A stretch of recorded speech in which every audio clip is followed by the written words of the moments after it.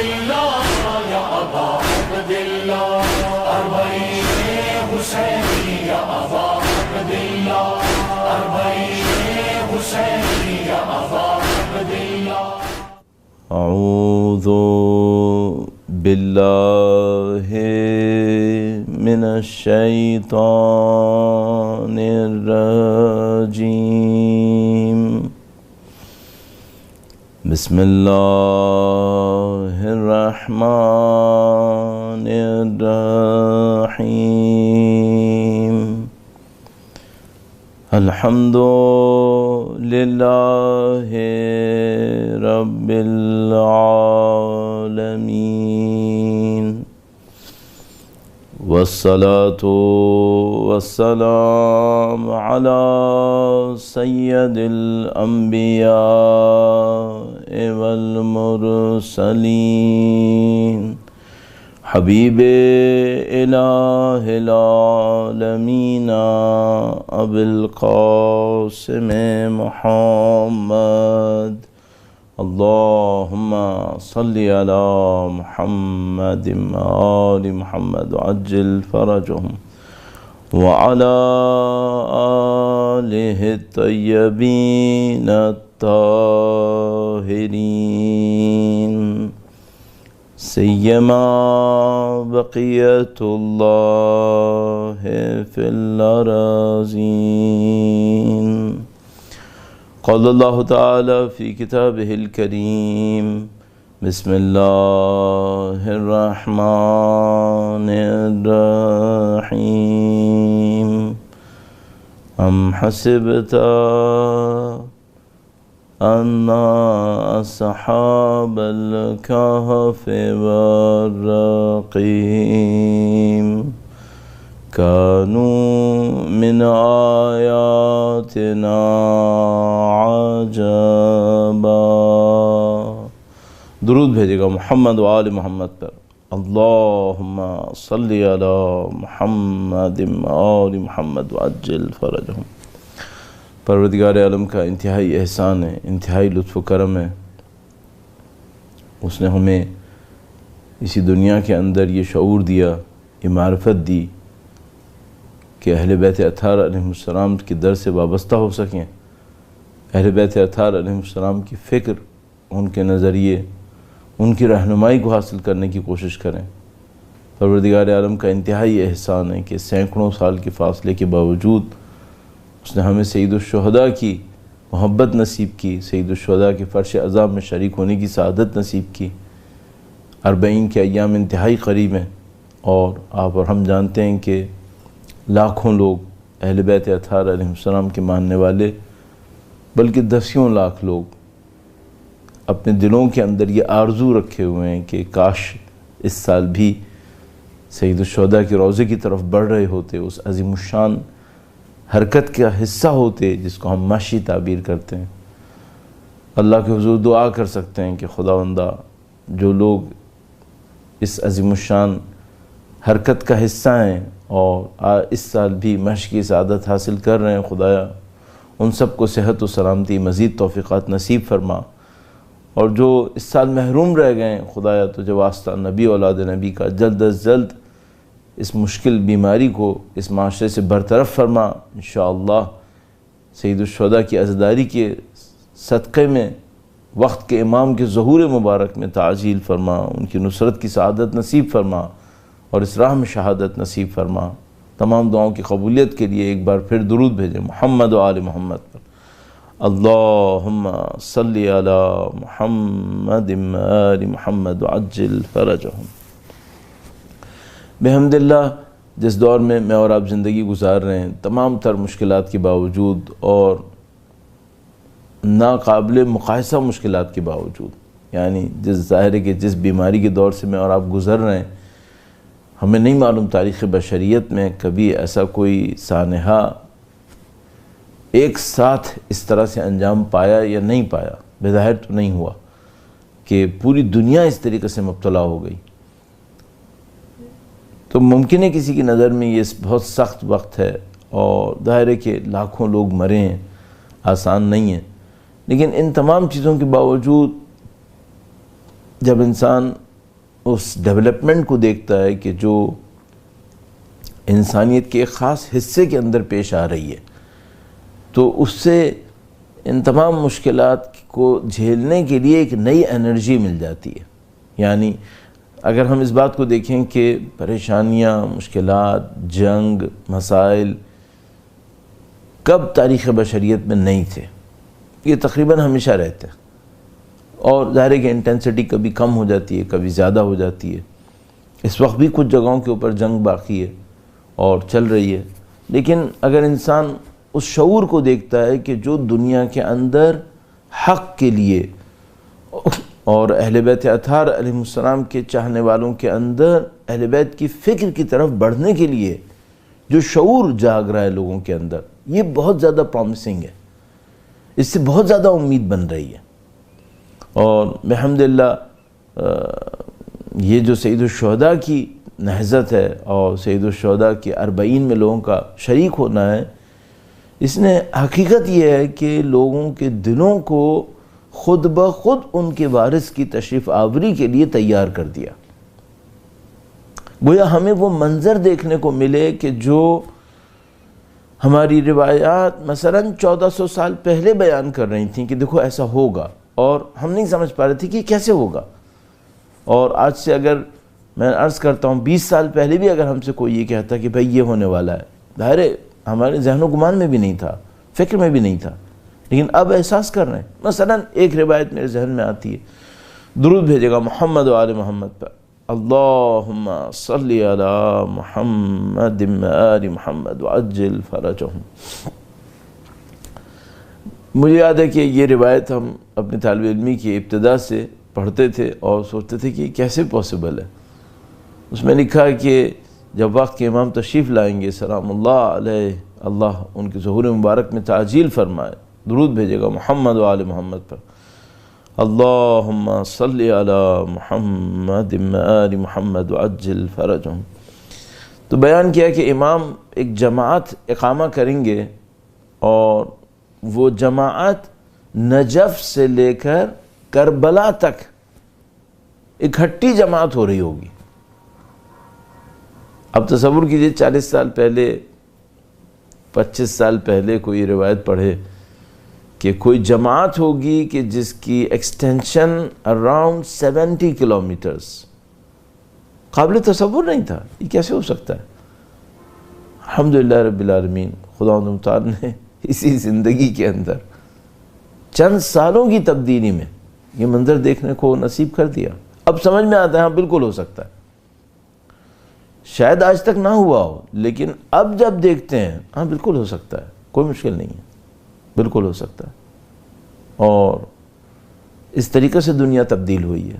البتہ عرض کرتا چلوں اور اپنے موضوع سے نزدیک بھی لے آؤں، وہی کہ یہ جو اتنی عظیم الشان تبدیلیاں آپ رونما ہوتی دیکھ رہے ہیں، عراق کے اندر مثلا کتنی بڑی سازش کی گئی داعش کے ذریعے سے، لائے گئے، اور کیا کیا مظالم، انسانیت سوز مظالم تھے جو اس لا الہ الا اللہ لشکر کفر کے ذریعے سے انجام پائے۔ ایک ایک دن میں ہزاروں جوان مار دیے گئے، اور جو کچھ ان علاقوں میں ہوا اس کو کہتے ہوئے شرم آتی ہے انسان کو کہ یہ بھی انسانیت کا حصہ ہے۔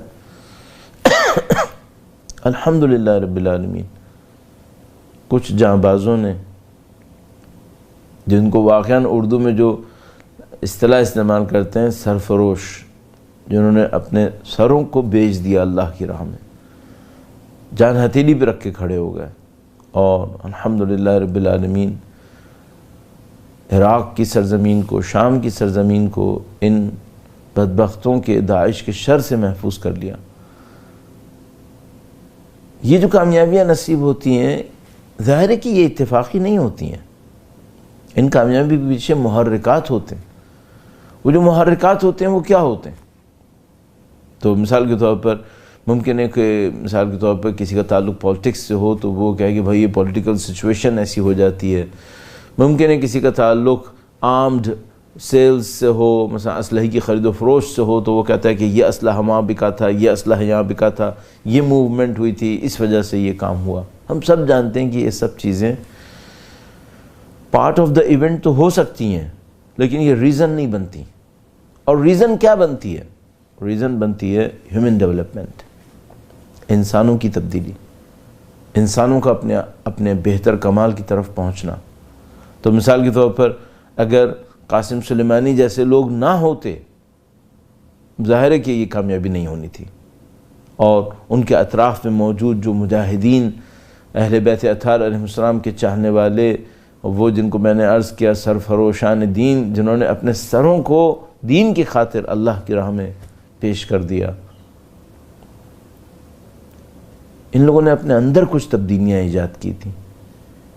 اور یہ جو اندر کی ڈیولپمنٹ ہے یہ باہر انسانوں کو کامیابی دلا رہی ہوتی ہے. جیسے کہ خداوند تعالیٰ فرماتا ہے ان اللہ لا یغیر ما بقوم حتی یغیروا ما بانفسہم.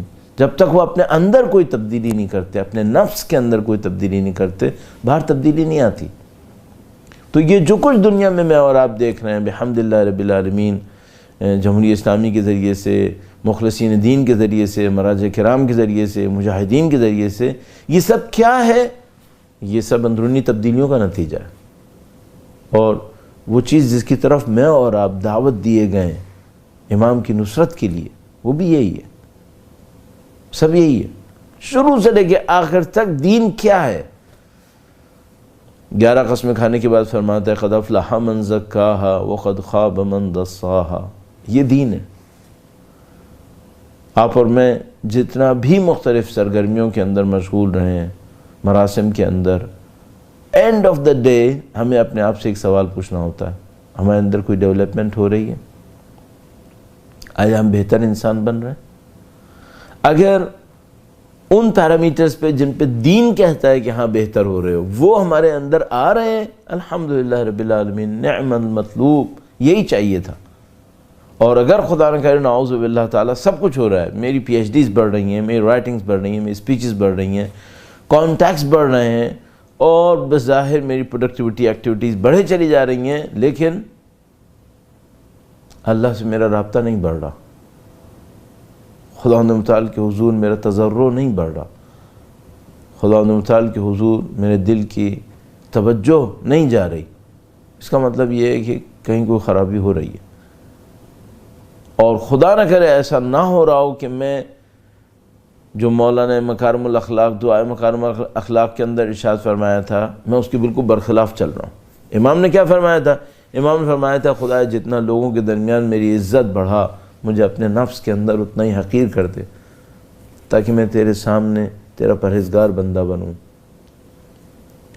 تو میرا اپنے ایک خیال ہے، جتنا بھی میں طالب علمی میں وقت گزار چکا ہوں اس کے اندر دیکھتے ہوئے آپ کی خدمت میں عرض کروں گا، جو مجھے سمجھ میں آتا ہے وہ یہ کہ بہت کم لوگ اس پوائنٹ کو سمجھ پا رہے ہیں کہ اصل دین کہاں ہے. بہت سارے لوگ یہ سمجھ رہے ہیں ایکٹیویٹیز دین ہے، دین کی ریالٹی ہے. یہ دین کی ریالٹی ہے، لیکن اس کے پیچھے کی نا ڈیولپمنٹ ہے، وہ دین کی ریالٹی ہے جو اگر مس ہو جائے نعوذ باللہ تعالیٰ کسی بھی وجہ سے، پھر سب کچھ ہو جائے گا. اور یہ بھی میں آپ کی خدمت میں عرض کروں، یہ بھی بڑا ایک عجیب پوائنٹ ہے. اللہ عرض کرنے کی توفیق نصیب فرمائے. درود بھیجے گا محمد و آل محمد پر. اللہم صلی علی محمد آل محمد وعجل فرجہم. بعض اوقات یہاں تک بھی ہوتا ہے کہ کسی بندے کے ذریعے سے کوئی پازیٹیو کام انجام پا جاتا ہے، بندے کو نصیب نہیں ملتا. یہاں تک بھی ہوتا ہے. آپ نے یقیناً وہ روایت سنی ہوگی کہ کچھ لوگ آخرت میں کسی سزا کی طرف بھیجے جا رہے ہوں گے اور لوگ ان سے کہہ رہے ہوں گے کہ ہم آپ کی وجہ سے کچھ نیک کام کر پائے، اور انہوں نے خود عمل نہیں کیا تھا اس پہ. تو وہ سورس بنے تھے کہ ان کے ذریعے سے کچھ نیک کام انجام پائے، لیکن خود ان کے اوپر کوئی فرق نہیں پڑا.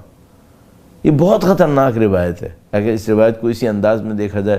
البتہ کچھ لوگ فرماتے ہیں کہ نہیں، اس کا مفہوم کچھ اور ہے، لیکن بہرحال جو ظاہری طور پر مفہوم نظر آتا ہے وہ یہی نظر آتا ہے کہ بھئی کچھ لوگ ہیں جن کے ذریعے سے اچھائی پھیلی، لیکن وہ لوگ اچھائی اپنے اندر داخل نہیں کر سکے. اور یہاں پر ایک اور مفہوم بھی آتا ہے، وہ یہ کہ بعض اوقات ایسا ہوتا ہے کہ میں 5 سال تک 10 سال تک کوئی اچھا کام کر رہا ہوتا ہوں اور اس کا بڑا اچھا رزلٹ مل رہا ہوتا ہے، نعوذ باللہ تعالیٰ میں اس کو سسٹین نہیں کر پاتا. کیوں سسٹین نہیں کر پایا؟ کسی بھی وجہ سے، مثلا ایک پوائنٹ یہ ہے، میں نے اپنی نیت پہ محنت نہیں کی تھی، نیت پہ محنت نہیں کی 5-10 سال اچھا چلا، کام اچھے ہو رہے تھے، لیکن چونکہ نیت پہ زیادہ محنت نہیں کی تھی، ایک کریٹیکل ٹائم پر آ کر نعوذ باللہ تعالی میرے اندر خرابی آنا شروع ہوئی، اور میں اس خرابی کو نہیں سنبھال پایا، اور اس کے نتیجے میں پھر یہ ہوا کہ وہ جو میں نے پہلے 10 سال کام اچھا انجام دیا تھا، اس کے رزلٹس نکل رہے ہیں، میں اس کا پارٹ نہیں ہوں۔ بہت ہوا ایسا، بہت زیادہ ہوا ہے۔ تو ان تمام چیزوں کو دیکھتے ہوئے انسان کے اوپر ایک فورس امپلیمنٹ ہوتی ہے، ایک پریشر آتا ہے، وہ یہ کہ بھائی ایسا نہ ہو کہ آپ اپنے کچھ اچھے کاموں کو اچھا دیکھتے ہوئے اپنے بارے میں ایک پازیٹیو اوپینین بنانا شروع کر دیں، اور وہ ایک اوپینین آپ کی ڈیولپ ہونا شروع ہو جائے کہ میں اچھا رہوں گا، اور خدا نہ کرے نعوذ باللہ تعالی وہ پھر آپ ہی کے لیے نقصان دہ بننا شروع ہو جائے۔ اب یہاں پہ ایک پوائنٹ اور آپ کی خدمت میں عرض کرنا چاہ رہا ہوں تربیتی اعتبار سے، البتہ میں کہاں تربیتی اعتبار سے کوئی پوائنٹ عرض کروں، لیکن بہرحال ایک جو دوست بتاتے ہیں، اور خود میں نے زندگی میں 1-2 تجربے کیے، اس سے یہ چیز سامنے آتی ہے۔ درود بھیجے گا محمد و آل محمد پر، اللہم صلی علی محمد و آل محمد وعجل فرجہم۔ ایک بار پھر درود بھیجے گا محمد و آل محمد پر، اللہم صلی علی محمد و آل محمد وعجل فرجہم۔ انسان کو اپنی ریالٹی کو سمجھنے کا موقع کب ملتا ہے؟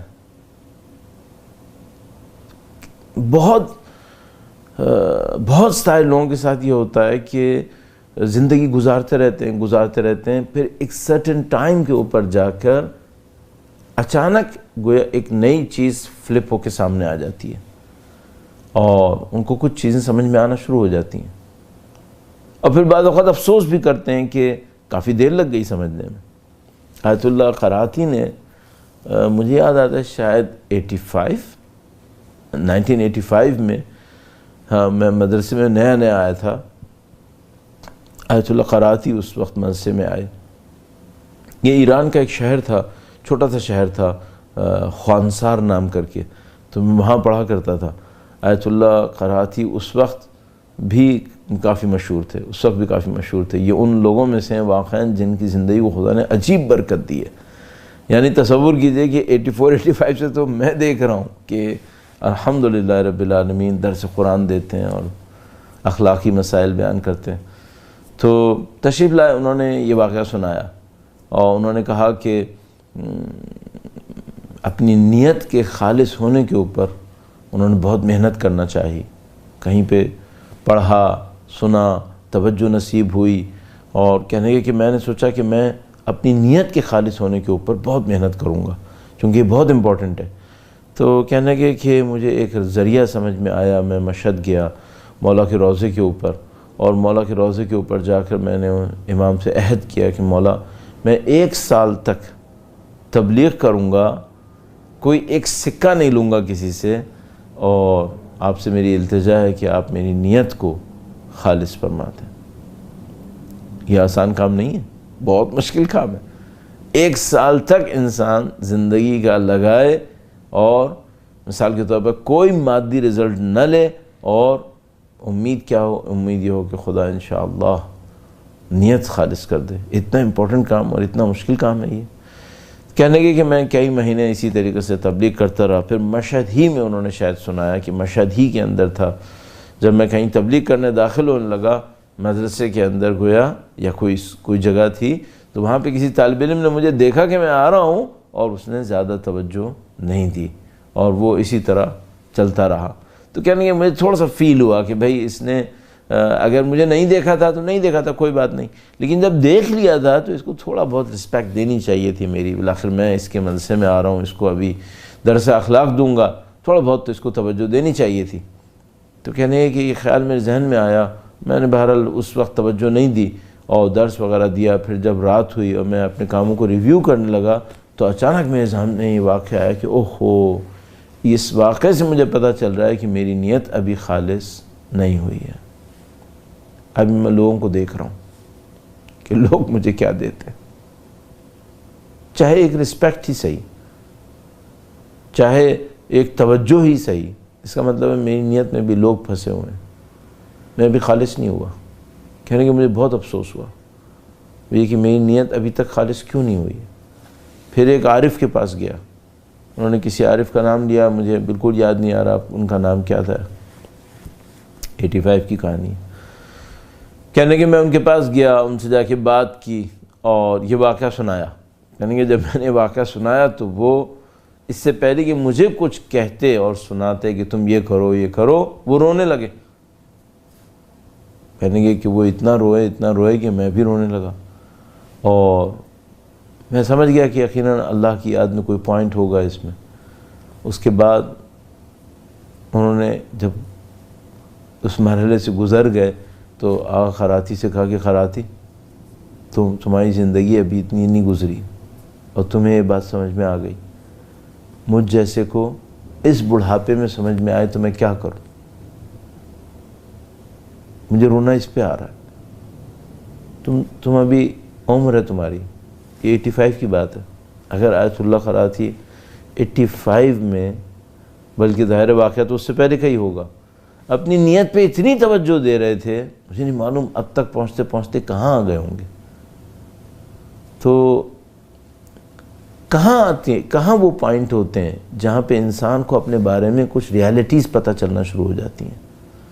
اور یہ میں آپ کی خدمت میں کیوں عرض کر رہا ہوں، اور اصل میں نے موضوع کیوں لیا ہے، جبکہ مثال کے طور پر آج کل 40 کے معاملات چل رہے ہیں، بیماریوں کے معاملات چل رہے ہیں، پاکستان کے اندر جو پرابلمز چل رہی ہیں وہ سب آپ کے سامنے ہیں، تو انسان سوچتا ہے کہ بھئی تھوڑا سا سوشل ٹاپک ہونا چاہیے، یہ تربیتی پوائنٹ کیوں اس موقع کے اوپر لیا گیا؟ کیونکہ مجھے ایک بات سمجھ میں آئی ہے، وہ یہ کہ جتنی تبدیلیاں آتی ہیں یہ ان لوگوں کے ذریعے سے آتی ہیں جنہوں نے اپنے نفس کے اوپر محنت کی ہے۔ باقی کیا ہوتا ہے؟ باقی فل ان دا بلینکس ہوتے ہیں، باقیوں کا رول اتنا زیادہ نہیں ہوتا، وہ کسی بھی وجہ سے وہاں پہ ہوتے ہیں۔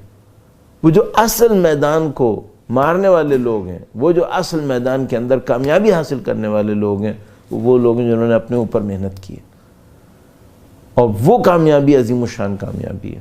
تو وہ کون سی جگہ ہوتی ہے جہاں پہ انسان کو یہ سمجھ میں آ جاتا ہے کہ بھائی کچھ ہو رہا ہے یہاں پر، مجھے کچھ اور کرنا چاہیے؟ تو ایک تو یہ پوائنٹ ہو گیا، خاص اللہ کی دی ہوئی توفیق۔ اب کسی نے مجھے ایک دفعہ سوال کیا کہ مولانا وہ جو آیت آغا خراتی مشہد گئے تھے امام کے سامنے وعدہ بعید کیا تھا، اس کا کیا ہوا؟ پھر اس نے بھی نیت کو صاف نہیں کیا، اب اسی کی وجہ سے تو یہ توجہ نصیب ہوئی ہے، ورنہ یہ توجہ کسے نصیب ہوتی ہے؟ تو اگر میں چاہتا ہوں اپنی اصلاح کروں اور ایسی اصلاح کروں جو واقعاً مجھے اللہ کے نزدیک سرخرو کر دے اور خداوند متعال کے کاموں کے اندر مجھے استعمال کروا لے، تو یہ کیسے ہوگا؟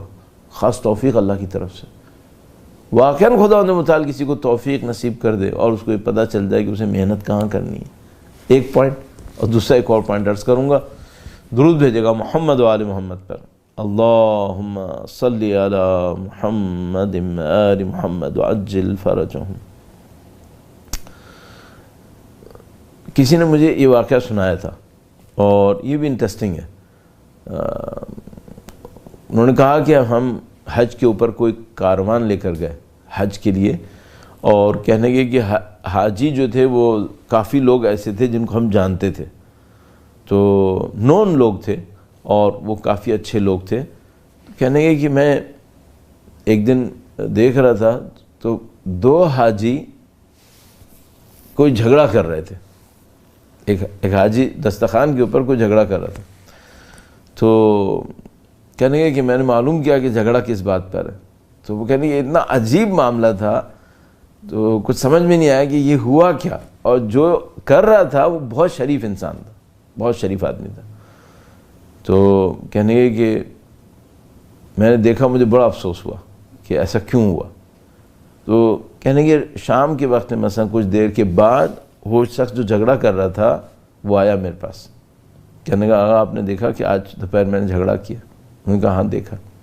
کہنے گا آپ کو افسوس نہیں ہوا؟ ہاں مجھے بہت افسوس ہوا۔ کہنے گا مجھے بھی بہت افسوس ہو رہا ہے، اور میں آپ سے پوچھنے آیا ہوں کہ یہ کیوں ہوتا ہے ایسا؟ میں عام زندگی میں ایسا نہیں ہوں، اب کیوں ہوا ایسا؟ اور جھگڑا کس بات کے اوپر تھا؟ جھگڑا اس بات کے اوپر تھا کہ وہ دسترخوان کے اوپر جو لوگ چیزیں تقسیم کر رہے تھے ان سے لڑ رہا تھا کہ تم نے مجھے کیلا چھوٹا دیا ہے، باقی لوگوں کو کیلا بڑا دیا ہے۔ حاجی ہے، کہنے کا کہ میں ایسا آدمی ہوں نہیں، میں کیوں کیلے کے اوپر لڑوں گا، لیکن مجھے سمجھ میں نہیں آ رہا کہ میں اس دسترخوان کے اوپر بیٹھ کر حاجی بنا ہوا ہوں، میں بیوقوف کیلے کے اوپر لڑ رہا تھا، کیوں ہوتا ہے ایسا؟ تو آقا نے بہت خوبصورت جملہ کہا، انہوں نے کہا کہ دیکھو ہمارے اندر کچھ خرابیاں ہیں جن کی توبہ نہیں ہوئی ہے، یہ ہمارے نفس کے اندر پڑی رہتی ہیں اور اتنا نیچے چلی جاتی ہیں، ہماری نظروں سے اوجھل ہو جاتی ہیں، ہمیں پتہ بھی نہیں چلتا، روٹین میں ہمیں پتہ نہیں چلتا۔ جب ہم کبھی زیارت پہ جاتے ہیں، حج پہ جاتے ہیں، اللہ کے حضور گڑ گڑاتے ہیں، خدایا پاکیزہ ہونا چاہتا ہوں، خداوندہ میں اپنے آپ کو بہتر بنانا چاہتا ہوں، ایسے موقعوں پہ خداوند متعال ایک سین کریٹ کرتا ہے تاکہ ہمیں نظر آ جائے کہ یہ برائی بھی اندر ہے، ابھی اس کا بھی مقابلہ کرنا باقی ہے۔ تو انہوں نے کہا مت گھبراؤ، یہ غلط ہوا ہے، تمہیں خود بھی شرمندگی ہے اور خدا نے شاید اسی لیے کروایا تاکہ تم اپنی زندگی کے اندر سے ان خرابیوں کو بھی نکال لو۔ یہ بھی ایک موقع آتا ہے، سختیوں کا موقع۔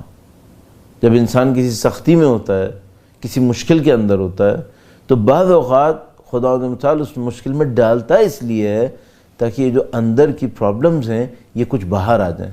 معذرت کے ساتھ ایک جملہ عرض کروں گا، چھوٹی چھوٹی سختیوں میں میں نے لوگوں کو عقیدے پہ شک کرتے دیکھا ہے، عقیدے کے اوپر شک کرتے ہوئے، چھوٹی سختیوں کے اوپر۔ تو وہ کیوں ہوا ایسا؟ اب بعد میں پشیمان بھی ہوتے ہیں، شرمندہ بھی ہوتے ہیں، اور حقیقت یہ ہے کہ میں نہیں کہوں گا کہ مثلا میں اپنے آپ کو کہ بھائی میرے ساتھ کبھی ایسا نہیں ہوا ہوگا، نہیں ہو جاتا ہے۔ تو کیوں ایسا ہوتا ہے؟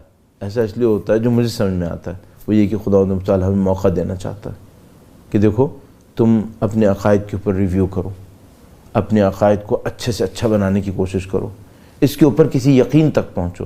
تو مثال کے طور پر کبھی ایسا ہوتا ہے آپ نے کسی بیمار کے لیے بڑی دعائیں کیں، وہ بیمار نہیں بچا، دنیا سے چلا گیا۔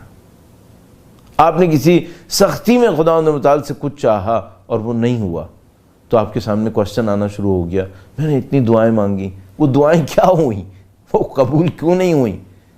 تو عزیزان محترم، یہ سب زندگی کا حصہ بن جاتا ہے، اور سب زندگی کا حصہ بن کے ہم سے کہہ رہا ہوتا ہے کہ اپنے آپ کو بہتر سے بہتر تیار کرو، بہتر سے بہتر تیار کرو، تاکہ انشاءاللہ جب تم اپنی زندگی کے اس موقع کے اوپر پہنچو جو کربلا میں شرکت یا نہ کرنا، شرکت نہ کرنا، اس کا جیسا کوئی موقع ہو، تو تمہارے پاس غلطی کا کوئی امکان نہ ہو، اور انشاءاللہ سرخرو ہو کر خداوند متعال کی بارگاہ میں پہنچ سکو۔ درود بھیجے گا محمد و آل محمد پر، اللہم صلی علی محمد و آل محمد وعجل فرجہم۔ کل جو پوائنٹ آپ کی خدمت میں عرض کیا تھا، اور میں بہت ہی مختصر پوائنٹ عرض کر رہا ہوں، ٹائم بھی بہت کم، کچھ اپنی طبیعت کی وجہ سے اور کچھ کیا کہنا چاہیے حالات کی وجہ سے کہ میں چاہتا ہوں اس کو کم وقت کے اوپر عرض کروں۔ کل جو پوائنٹ عرض کیا تھا وہ یہ تھا کہ جب تک انسان اس ڈیٹیچمنٹ تک نہیں پہنچے، کہیں نہ کہیں ویکنس اس کے اندر رہ جاتی ہے، اور وہ اٹیچمنٹس کو ختم کرنا، یعنی مثال کے طور پر اگر اولاد ہے تو اولاد کو خدا کی خاطر پسند کرے، اور جب خداوند متعال کی طرف سے حکم آئے تو قربان کر سکے۔ زندگی کی کوئی بھی نعمت ہے جو خداوند متعال کی طرف سے ملی ہوئی ہے تو وہ اس کام کو اللہ کی خاطر رکھیں، اور جب بھی خداوند متعال کی طرف سے آئے تو قربان کر سکے۔ اچھا، اب یہاں پہ ایک چھوٹا سا پوائنٹ ہے، وہ بھی عرض کرتا چلوں۔ بعض اوقات ہم لوگ بہت بڑی بڑی چیزوں کے اوپر محنت کر لیتے ہیں، بہت بڑی بڑی معاملات کے اوپر محنت کر لیتے ہیں، میں بھی مثال عرض کروں گا، لیکن کچھ چیزیں نظروں سے اوجھل رہ جاتی ہیں، اور شیطان اپنے کام کا ہم سب کو پتہ ہے کہ استاد ہے، شیطان اپنے کام کا استاد ہے، یعنی جس چیز کو ہم نے کم سمجھا اور نظر انداز کر دیا، وہ ماسٹر پلانر آئے گا اور اسی کے اوپر انویسٹ کرے گا اور اسی ویکنس کو ہمارے اندر استعمال کرے گا۔ اچھا، اب تو شیطان دنیا کے نظام بنے وہ بھی شیطان سے کم نہیں ہے کہ جناب علی اگر آپ کے اندر تھوڑی سی کوئی پوزیشن ہے اور تھوڑا سا آپ کا کوئی ایکٹیویٹی ہے اور آپ کے سامنے کوئی ہے کہ جو دیکھ رہا ہے کہ بھئی یہ کیا کر رہا ہے، تو سب سے پہلا کام کیا کرے گا؟ وہ میرا اور آپ کا ایک سائیکک انالیسس کرے گا، وہ میرے اور آپ کا ایک نفسیاتی تجزیہ کرے گا، اور اس نفسیاتی تجزیے کے اندر یہ دیکھے گا کہ بندے کی ویکنس کہاں پر ہے۔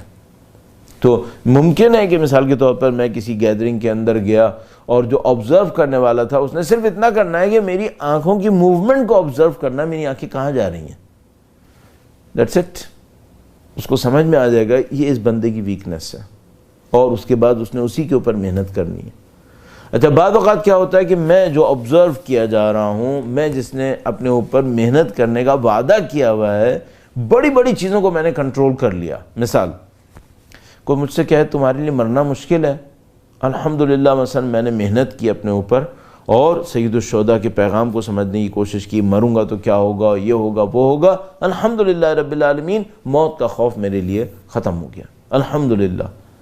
تو بہت بڑا ایک معرکہ، موت کا خوف میں نے ختم کر لیا تربیت کی کوشش کے ذریعے سے، بحمدللہ۔ اچھا، کوئی یہ کہے کہ تمہیں پیسے میں انٹرسٹ ہے، تو مثلا فرض کر لیجئے کہ میں نے محنت کی کہ بھئی حضرت ابوذر کا کردار کیسا تھا، حضرت سلمان فارسی کا کردار کیسا تھا، اہل بیت اطہار علیہ السلام نے دنیا کی دولت کے بارے میں کیا کہا، اور الحمدللہ رب العالمین میں نے محنت کر کے اپنے اندر سے پیسے کی طمع، پیسے کی لالچ، پیسے کی ہرس ختم کر لی، موت کا خوف ختم کر لیا، پیسے کی لالچ، پیسے کی ہرس ختم کر لی، الحمدللہ رب العالمین۔ اب میں سمجھ رہا ہوں کہ دیکھو میں نے دو بہت خطرناک حربے شیطان کے ختم کر دیے ہیں، اب کوئی رکاوٹ نہیں ہے انشاءاللہ تعالی، شیطان مجھے دھوکہ نہیں دے سکے گا۔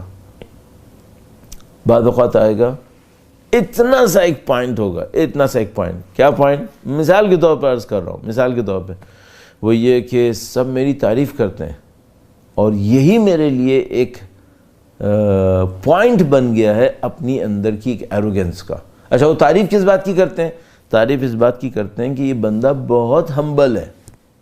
اب ذرا تصور کیجئے گا، وہ یہ کہ میری تعریف ہو رہی ہو کہ میں ہمبل ہوں، ظاہر ہے کہ میں کسی اور کے بارے میں کہہ رہا ہوں، کہ اس کی تعریف ہو رہی ہو کہ وہ بہت ہمبل ہے، اور وہ ہمبل ہے بھی، اور یہی پوائنٹ آف ایروگنس ہے کہ اب اس کو اس کی عادت ہے کہ میری ہمبلنس کو اپریشیٹ کیا جائے، اور اگر وہ کسی جگہ پہ پہنچتا ہے جہاں پہ اس کی ہمبلنس کو اپریشیٹ نہیں کیا جاتا، وہ اسے ہرٹ کرتا ہے۔ یہی اس کی ویکنس ہے، شیطان اس پہ انویسٹ کرے گا، اس کے ذریعے سے اس کو ٹریک سے ہٹانے کی کوشش کرے گا۔ اتنا کمپلیکیٹڈ ہو سکتا ہے۔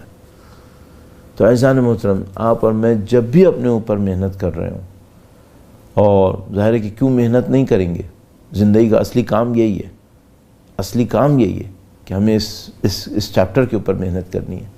جب بھی اپنے اوپر محنت کر رہے ہوں تو جہاں بہت بڑی بڑی چیزوں کو، اٹیچمنٹس کو ختم کرنے کی کوشش کریں، زندگی کی اٹیچمنٹ، دولت، پیسہ اور پتہ نہیں اولاد اور شہرت اور یہ تمام چیزیں، وہاں جا کے ذرا سا یہ دیکھتے رہے گا کہ بھائی وہ جو چھوٹی چھوٹی چیزیں ہیں جہاں پر میری زندگی اٹیچ ہو سکتی ہے وہ کیا ہے۔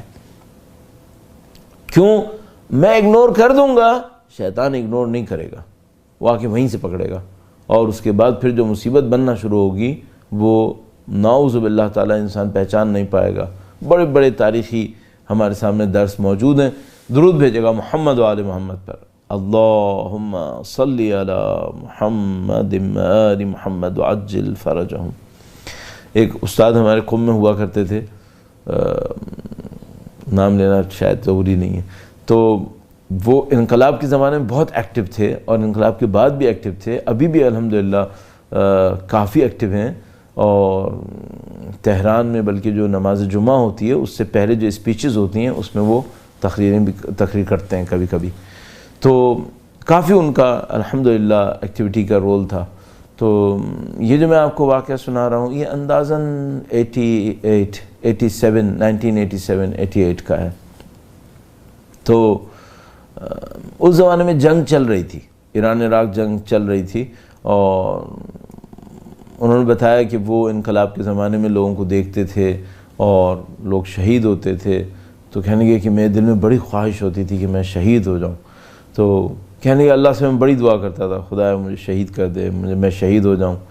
کہنے لگے جب انقلاب آیا اور انقلاب آنے کے بعد میں نے لوگوں کو تبدیل ہوتے دیکھا کہ بھئی وہ جب انقلاب آ رہا تھا تو اتنا انقلابی تھا، جب انقلاب آ گیا اور اس کے بعد اس کے کیریکٹر کے اندر نہیں معلوم کیا ہوا، تبدیلی رونما ہو گئی، اور وہ تبدیل ہوا، ایسا تبدیل ہوا کہ وہ جس کے پہلے اس کو دیکھ کر ہم کہتے تھے یار کتنا آئیڈیل بندہ ہے یہ اللہ کے دین کے لیے، مسلمانوں کے لیے، کہنے یہ بالکل تبدیل ہو گئے لوگ۔ بہت سارے لوگ ایسے نظر آئے جن کو دیکھ کر میں حیران ہوتا تھا، تو کہنے یہ کہ ان تمام چیزوں کو دیکھنے کے بعد اب میں خدا سے دعا کرتا ہوں، خدایا شہادت بہت دور کی بات ہے، تو مجھے مسلمان مار دے کہ میں اسلام کے اوپر مجھے موت آ جائے، یہ بھی بڑی بات ہے، کیونکہ یہ دنیا کے حوادث بڑے گندے ہیں، دنیا کہیں سے کہیں لے جاتی ہے انسان کو۔ تو اسٹارٹنگ تو لگتا ہے بہت اچھا چل رہا ہے، لیکن جب تھوڑا دور آگے جا کے دیکھتے ہیں تو دیکھتے ہیں نہیں، ویکنیسز بہت زیادہ تھیں، اور ان ویکنیسز کو کنٹرول نہیں کر سکے، اور ان کو نہ کرنے کی وجہ سے نعوذ باللہ تعالیٰ اس اچھے انجام کے بجائے کسی برے انجام تک پہنچ گئے۔ اور پتہ نہیں کتنی داستانیں میرے ذہن میں آ رہی ہیں اور آپ کے ذہن میں بھی آ رہی ہوں گی کہ بھائی یہ واقعاً بہت مشکل کام ہو گیا۔ تو اب اس کو سمرائز کرتے ہوئے انسان کو فائنلی کیا کرنا چاہیے، ایک دو پوائنٹس عرض کروں گا اپنے لیے، اور انشاءاللہ آپ بھی دعا فرمائے گا، درود بھیجے گا محمد و آل محمد پر، اللہم صلی علی محمد و آل محمد وعجل فرجہم۔ جو مجھے سمجھ میں آتا ہے وہ یہ آتا ہے کہ جب تک میری ٹاپ پریورٹی یہ نہیں بنی کہ مجھے تزکیہ نفس کرنا ہے، یہ معاملہ حل نہیں ہونے والا۔ ٹاپ پریورٹی یہ بنے۔ انفارچونیٹلی ہم لوگوں کے ساتھ زیادہ تر ایسا نہیں ہوتا، ہماری ٹاپ پریورٹی کچھ اور ہوتی ہے۔ اگر کوئی شخص واقعاً اس تعلق کو بہت اچھی طرح اسٹڈی کر لے، اس دنیا اور اس کے بعد والی دنیا، برزخ، اسپیشلی برزخ کو، اگر کوئی اس ریلیشن شپ کے اوپر بہت زیادہ محنت کر لے، اور اب کم از کم میرے ذہن میں مجھے یوں لگتا ہے کہ ہر مجلس کے اندر اس کو ذکر ہونا چاہیے، ہر لیکچر کے اندر اسے کہیں نہ کہیں بیچ میں آنا چاہیے۔ اگر کوئی اس ریلیشن شپ کے اوپر بہت اچھا غور کر لے، یہ دنیا اور برزخ کیا ہے، برزخ کیسے بنتی ہے، برزخ کیا بنتی ہے، تو خود بخود اس کو سمجھ میں آ جائے گا کہ باقی چیزوں کی حیثیت ثانوی ہے، اتنی امپورٹنٹ نہیں ہے۔ سب سے امپورٹنٹ کام اس تزکیہ نفس کے اوپر محنت کرنا۔ اور میں ایک عجیب بات اور آپ کی خدمت میں عرض کروں، وہ یہ کہ طالب علمی کے زمانے میں پیچھے بار بار اس لیے ریفر کر رہا ہوں کہ یہ جتنی بھی تبدیلیاں آج میں اور آپ دیکھ رہے ہیں، یہ ان پاکیزہ لوگوں کے اثر میں حاصل ہوئی ہیں، اور ان پاکیزہ لوگوں کے سکھائے ہوئے کو ہمیں دوبارہ ریویو کرنا پڑے گا کہ یہ کیا سکھانا چاہ رہے تھے۔ کیوں امام خمینی نے اور رہبر معظم نے یہ کہا کہ شہداء کے وصیت ناموں کو دیکھو، ان کے جملات کو دیکھو، یہ وہ لوگ تھے جنہوں نے واقعاً محنت کی تھی اپنے اوپر، اور ان کے محنتوں کے ریزلٹس کو میں اور آپ اب حاصل کر رہے ہیں۔ تو مثال کے طور پر جب میں پیچھے جا کے دیکھتا ہوں تو ایک موقع کے اوپر اپنی طالب علمی کے دورانیے میں ایک جگہ کے اوپر پہنچ کر مجھے احساس ہوا کہ پوری دنیا بنی ہے چند انسانوں کی تزکیہ نفس کے لیے۔ تو مجھے احساس ہوا کہ یہ تو پھر سب سے امپورٹنٹ پوائنٹ یہی ہے، اس سے امپورٹنٹ کوئی پوائنٹ ہی نہیں ہے دنیا کے اندر، کہ جو کچھ ہو رہا ہے A to Z وہ یہ ہے کہ کچھ لوگ تزکیہ نفس کریں۔ میں کہ یہ اگر اتنا امپورٹنٹ پوائنٹ ہے کہ پوری دنیا اس کے لیے بنی ہے، تو امام خمینی نے مثال کے طور پر اتنی بڑی جد و جہد کی، حکومت بنائی، اس وقت حیات تھے، اتنی بڑی حکومت بنائی، تو وہ اس پوائنٹ کو بتاتے کیوں نہیں اپنی اسپیچز کے اندر؟ اگر یہی سب سے امپورٹنٹ پوائنٹ ہے تو جب امام خمینی کی حکومت بن گئی ہے، ان کی اسپیچز تو پوری دنیا میں لوگ سن رہے ہیں، اور ایران تو یقیناً سن ہی رہا ہے، تو ان کو تو چاہیے کہ اپنی ہر اسپیچ کے اندر اس بات کو مینشن کریں، تزکیہ نفس کو۔ اور آپ اللہ شاہد ہے، خدا شاہد ہے، اس کے بعد سے میں نے امام خمینی کی ہر تقریر کو اس انداز سے دیکھا، اور پھر میں نے دیکھا کہ اللہ اکبر، کوئی تقریر امام خمینی نے نہیں کی مثلا چند منٹ کی جس میں یہ مینشن نہ کیا ہو، یہ پوائنٹ نہ آیا ہو۔ اس وقت مجھے سمجھ میں آیا کہ اوہو، یہ اتنا امپورٹنٹ پوائنٹ ہے، سب کچھ جو ہو رہا ہے وہ اس لیے ہو رہا ہے۔ اور بدقسمتی یہ ہے میرے جیسے آدمی کی، وہ یہ کہ ہم لوگ بہت ساری چیزوں کے اندر مشغول ہو جاتے ہیں اور یہ بھول جاتے ہیں کہ اصل یہاں پہ تھا، اصل یہاں پہ تھا۔ تو مجھے کیا کرنا ہوگا؟ ٹاپ پرائرٹی اسی کو بنانا ہوگا، ہر چیز کے پیچھے، بالکل ہر چیز کے پیچھے. یعنی مثلا اگر میں بزنس کر رہا ہوں تو کیا اس وقت بھی میری ٹاپ پرائیورٹی یہی ہونی چاہیے کہ مجھے تزکیہ نفس کے ساتھ بزنس کرنا ہے؟ یس، تب میں کامیاب ہو پاؤں گا. تو مثال کے طور پر اگر میں کسی ٹریولنگ پہ جا رہا ہوں اور اس ٹریولنگ کا مقصد یہ ہے کہ میں اپنے آپ کو تھوڑا ریلیکس کرنا چاہتا ہوں، اور کیا اس وقت بھی میرے ذہن میں یہ ہونا چاہیے؟ بالکل اس وقت بھی یہی ہونا چاہیے. کیوں؟ یہ میری زندگی کا کور ایشو ہے. اور آپ عزیزان محترم جہاں کہیں بھی تشریف فرمائیں اور اگر ان جملات کو سن رہے ہیں اور آپ نے زحمت اٹھائی یقیناً، تو پھر میں آپ کی خدمت میں بھی یہی عرض کروں گا، وہ یہ کہ ہمیں نہیں معلوم خداوند متعال ہماری زندگی کے کتنے لمحات ہمیں اور فرصت دے گا اور مہلت دے گا. تو یہ جو سید الشہداء کے نام پر الحمدللہ رب العالمین اتنی بڑی دعوت ملی ہوئی ہے، الحمدللہ رب العالمین. آپ پہلی محرم سے مشغول ہیں اور اب اربعین کے نزدیک ہیں، کچھ ایام اور باقی ہیں. سید الشہداء کی دی ہوئی اس دعوت کے اوپر غور کیجیے گا. یہ سارا کا سارا معرکہ سید الشہداء کی شہادت کے ساتھ، شہید الشہداء کی دی ہوئی بصیرت کے ساتھ، اور اس تمام واقعے کربلا کی تفصیلات کے اندر جو چیز بہت واضح ہو کر سامنے آتی ہے وہ یہ کہ کیریکٹر، جس کے اندر کیریکٹر ہے وہ سید الشہداء کے ساتھ ہے. جس کے اندر اس نفس کے اوپر محنت کا جذبہ ہے وہ سید الشہداء کے ساتھ ہے. الحمدللہ رب العالمین. آگے بھی ایسا ہی ہے، آگے کا وقت بھی ایسا ہی ہے کہ ان کے وارث تشریف لائیں گے انشاءاللہ تعالی، اور ایک بار پھر تزکیہ ہوئے ہوئے نفوس کو ایک موقع ملے گا کہ وہ آئیں، ان کی خدمت میں پیش ہوں اور اپنی شہادتوں کے ذریعے سے کچھ مقامات کو حاصل کر سکیں. البتہ یہ بات سمجھ میں آتی ہے وہ یہ کہ کچھ لوگ ایسے ہوں گے کہ جنہوں نے اس دنیا کے اندر اپنی نفسانی تربیت کو، تزکیے کو اس جگہ تک پہنچا لیا ہوگا کہ شاید اب مرنا ان کے لیے اتنا امپورٹنٹ نہیں رہا ہوگا، اور شاید خداوند متعال ان کو شہادت کا مقام کسی اور انداز میں دے چکا ہوگا، یوں سمجھ میں آتا ہے. لیکن بہرحال شمشیر سے شہید ہونا اور یا اللہ کی راہ میں خون بہانا، شاید اس کی کوئی بہت بڑی فضیلت ایسی ہے جس کو کوئی مس نہیں کرنا چاہتا، اور سب کے سب چاہتے ہیں کہ اس مقام کو کسی نہ کسی طریقے سے حاصل کریں. اللہ کا کرم ہے، اس نے ہمیں سید الشہداء کے چاہنے والوں میں قرار دیا. خداوند متعال کا احسان ہے، اس نے ہمیں پاکیزگی کے اس راستے کے اندر قرار دیا. پاکیزگی کا یہ راستہ کہ جس کے اندر کوئی کمی ہے، کوئی نقص ہے، وہ سید الشہداء کی پاکیزہ بارگاہ کے اندر پہنچتا ہے اور سید الشہداء سے التماس کرتا ہے کہ مولا میری کمی کو برطرف کر دے. ہم نہیں معلوم اپنی زندگیوں کے کون کون سے مراحل گزار چکے ہوں گے. خدا کا کرم ہے، لطف خداوند متعال کا کہ اس نے سید الشہداء کی محبت سے نوازا ہوا ہے. اور جب میں اپنے ذہن میں سوچتا ہوں کہ سید الشہداء کی محبت کے صدقے میں خداوند متعال قبول کر لے، تو نہیں معلوم کیوں سید الشہداء کے اس غلام کا ذہن میں آنے لگتا ہے. سید الشہداء کے لیے جان دینے والوں میں کچھ وہ تھے جو سید الشہداء کے خاندان سے تعلق رکھتے تھے، بنی ہاشم سے تھے. کچھ وہ لوگ تھے کہ جن کا ایک نام تھا معاشرے کے اندر، ان کا ایک کردار تھا معاشرے کے اندر، اور وہ اپنے اس نام اور اپنے کردار کے ساتھ سید الشہداء کے لشکر کے اندر شامل ہوئے.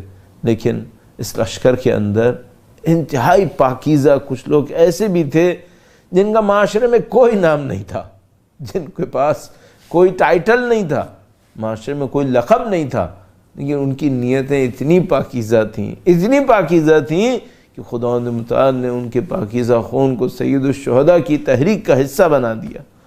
اور ان پاکیزہ انسانوں میں سید الشہداء کے وہ پاکیزہ صفت جون تھے کہ ایک موقع کے اوپر جب عاشور کا دن آیا، سید الشہداء نے جون کو بلایا اور سید الشہداء نے کہا کہ اے جون، ہم غلاموں کو سختی کے وقت کے لیے نہیں رکھتے،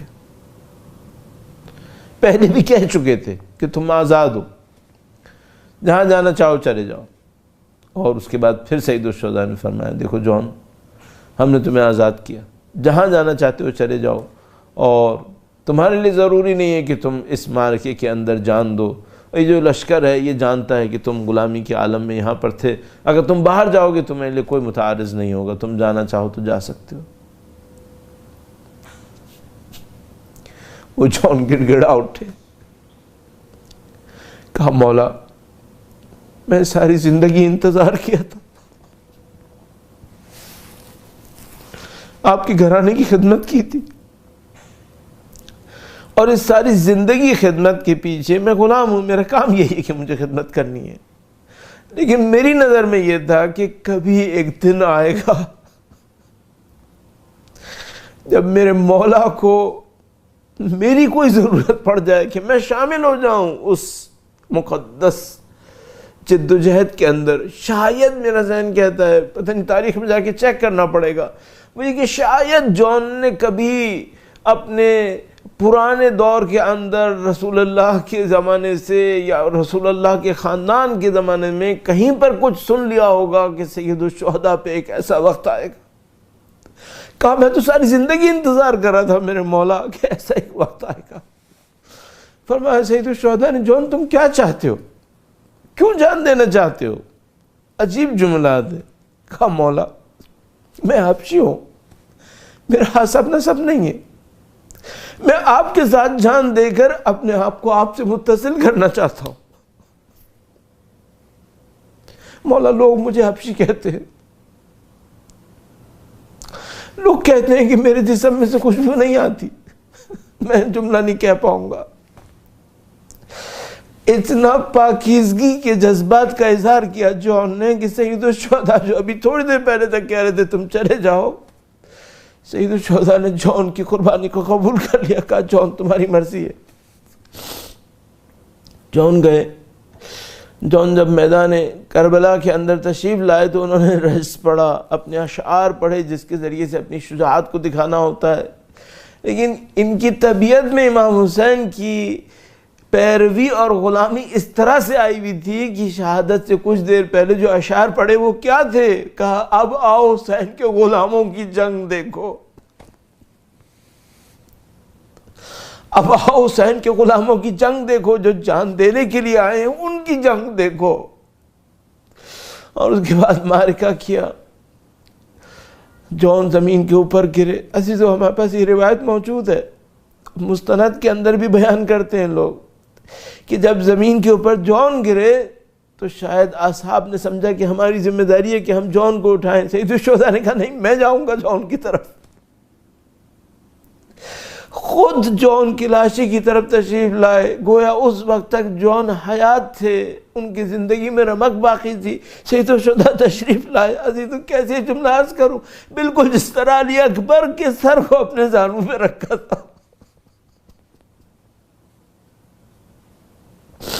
جان کے سر کو اپنے زانوں پہ رکھا اور جان کے چہرے سے خاک اور خون کو صاف کیا۔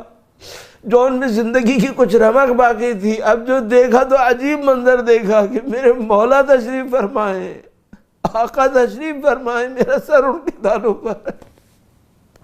روایت بیان کرتی ہے کہ جان تھوڑا سا مسکرائے اپنے تقدیر کے اوپر کہ خدا تیرا شکر ہے، تو نے مجھے کیا مقدر نصیب کر دیا کہ امام حسین کے خون کے ساتھ میرا خون شامل ہو گیا۔ اللہ سے دعا کرتے ہیں پاک پروردگار خدایا تجھے واسطہ حضرت جان کی اس پاکیزہ خون کا، ان کی اس عظیم الشان قربانی کا ہے، خدایا تجھے واسطہ اہل بیت اطہار علیہ السلام کی دردناک مصائب کا، سید و سردار مولا اور آقا امام آخر الزمان کے ظہور میں تعجیل فرما۔ اے پاک پروردگار ان کی نصرت کی سعادت نصیب فرما، اس نصرت کی راہ میں شہادت نصیب فرما۔ ماتم حسین۔